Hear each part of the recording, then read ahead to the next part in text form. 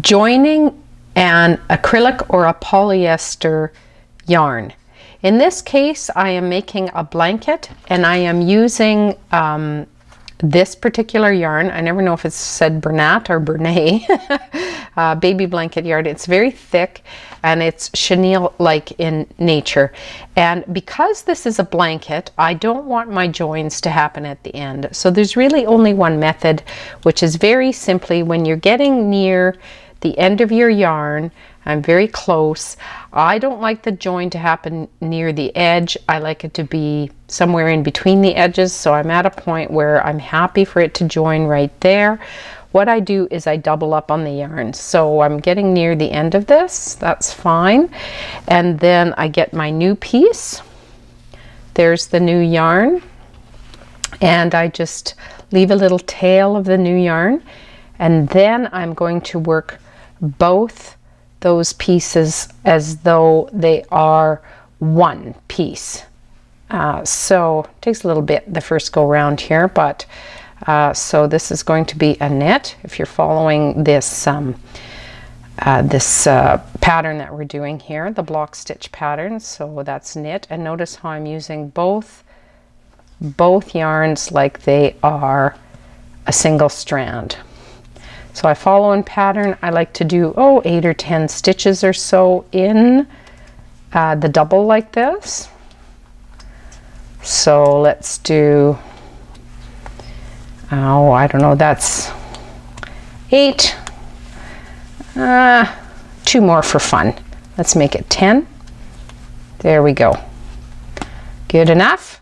Then what I do is I drop off the old, which has an obvious end to it, and I continue on the new. I'll just show you, I'll just speed through this and show you when I get back on the other side.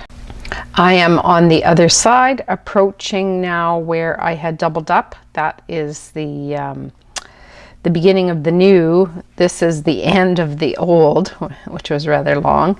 So now I just continue in pattern and pretending that that's actually 2 strands, right? But I'm just going to pretend it's a single. So you just knit through those double strands as though they are single. You don't worry about anything else. So just knit through them all as though they are single, just like that. Just continue on and continue in your pattern down to the end of the row. So I'll just get all of the ones here in pattern.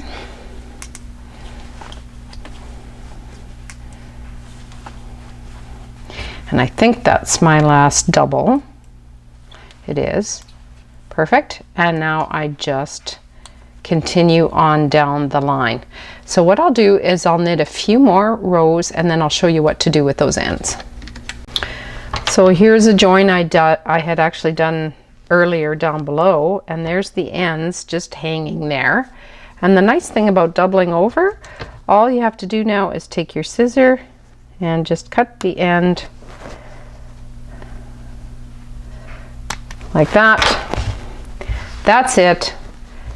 You can't tell. You can't even I mean, it's, you know, it's a little thicker because of the double strand, but you can barely feel it. And you can't see it on the other side as well. So that's the best way to join this particular yarn.